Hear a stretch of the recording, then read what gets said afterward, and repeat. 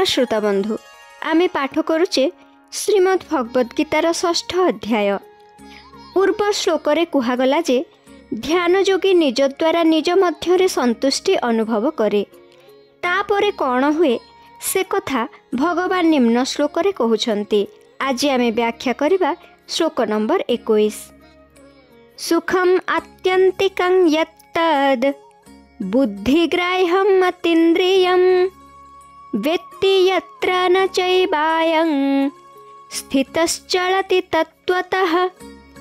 एहार आक्षरिक अर्थ हैला आत्यंतिक अतीन्द्रिय ओ बुद्धिग्राह्य सुख को से जेउ अवस्थारे अनुभव करे एवं जेउ सुखरे स्थित होई ध्यान योगी आउ केबे तत्वरु विचलित हुए नाही। व्याख्या। सुखम आत्यंतिकं यत्, ध्यान योगी निज द्वारा निजठारे जेउ सुख अनुभव करती प्राकृत संसार रे ताहाठारु बळी आउ कौनसी सुख नाही कि हेबा संभव नुहे। कारण एही सुख त्रिगुणातीत ओ स्वतः सिद्ध। ए समस्त सुखर शेष सीमा। एही सुख को अक्षय सुख, अत्यंत सुख ओ ऐकांतिक सुख कुहा जाइछि। एही सुख को एठारे आत्यंतिक सुख कहिबार तात्पर्य एहा सात्विक सुखठारु मध्य विलक्षण। सात्विक सुख तो परमात्मा प्राप्ति विषयक बुद्धिर प्रसन्नतारु उत्पन्न हुए, किंतु एही आत्यंतिक सुख उत्पन्न हुए नाही। एहा स्वतः सिद्ध अनुत्पन्न सुख। अतीन्द्रियम, एही सुख को इंद्रियातीत कहिबार तात्पर्य हैला एहा राजस सुखठारु विलक्षण। राजस सुख सांसारिक वस्तु, व्यक्ति, पदार्थ, परिस्थिति इत्यादिर संबंधरु उत्पन्न हुए एवं इंद्रिय गणक द्वारा उपभोग करा जाए। वस्तु, व्यक्ति इत्यादि प्राप्त हेबा आम हातर कथा नुहे एवं प्राप्त होइगले मध्य सेही सुख भोग सेही विषयर अधीन। जेउ राजस सुख पराधीन, आत्यंतिक सुखरे पराधीनता नाही। कारण आत्यंतिक सुख इंद्रिय मानकर विषय नुहे। इंद्रियों कथा छाड़ सेठारे मन भी पहुँची पारे नाही। सेही सुख स्वयं द्वारा अनुभव करा जाए। तेणु सेही सुख को इंद्रियातीत कुहा जाइछि। बुद्धिग्राह्यम, सेही सुख को बुद्धिग्राह्य कहिबार उद्देश्य हैला ताहा तामस सुखठारु विलक्षण। तामस सुख निद्रा, आलस्य ओ प्रमादरु उत्पन्न हुए। गाढ़ निद्रारे सुख मिले सत, किंतु सेथिरे बुद्धि लीन हो जाए। आलस्य ओ प्रमादरे मध्य सुख मिले, किंतु सेथिरे ठीक भावे बुद्धि जाग्रत रहे नाही एवं विवेक शक्ति मध्य लुप्त हो जाए। किंतु एही आत्यंतिक सुखरे बुद्धि लीन हुए नाही एवं विवेक शक्ति मध्य ठीक भावे जाग्रत रहे। एही आत्यंतिक सुख को बुद्धि धरि पारे नाही। जेहेतु बुद्धि प्रकृतिर कार्य, से प्रकृतिरु अतीत स्वरूपभूत सुख को किपरि बा धरि पारंता। एठारे सुख को आत्यंतिक, अतीन्द्रिय और बुद्धिग्राह्य कहिबार तात्पर्य हैला ताहा सात्विक, राजस और तामस सुखठारु विलक्षण, अर्थात ताहा गुणातीत स्वरूपभूत सुख अटे।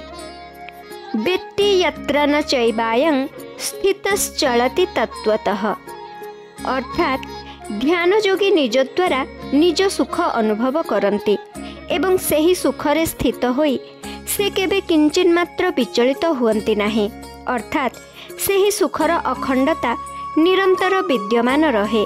उदाहरण स्वरूप मुसलमान माने विश्वासघातकता करी शिवाजी पुत्र संभाजी को बंदी करदेले एवं इस्लाम धर्म ग्रहण करने को बाध्य कले।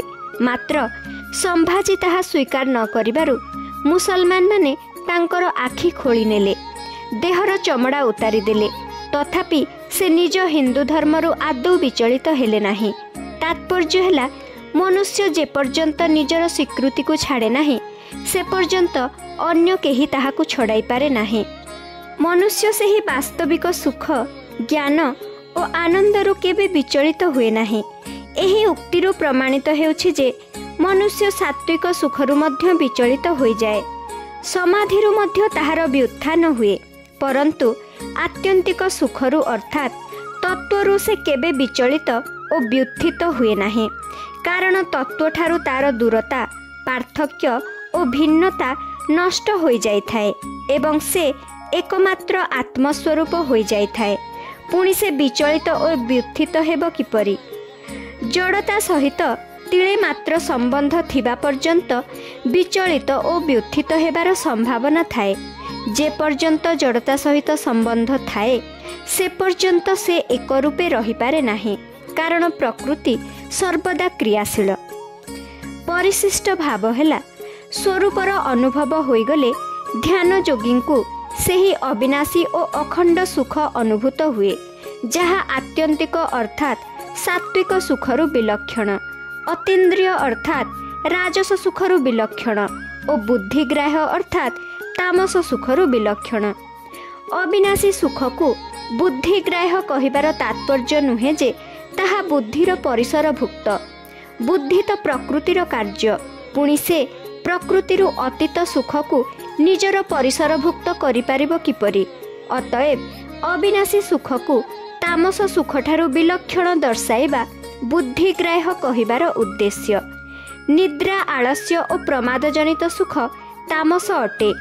बुद्धि अविद्यारे लीन होई जाए एवं आलस्य और प्रमादरे ताहा पूर्ण रूपे जाग्रत रहे नाही।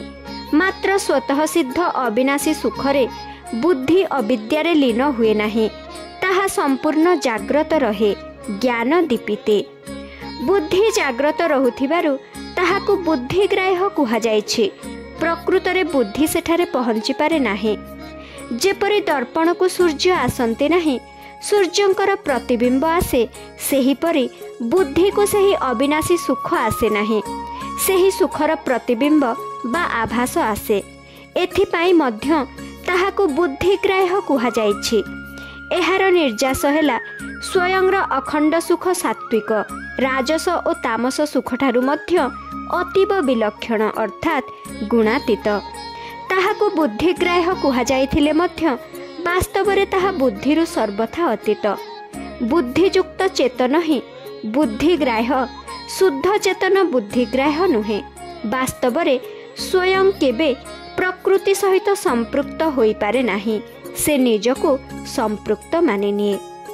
यदेयं धार्यते जगत।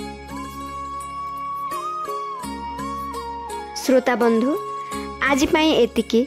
धन्यवाद। राधे राधे।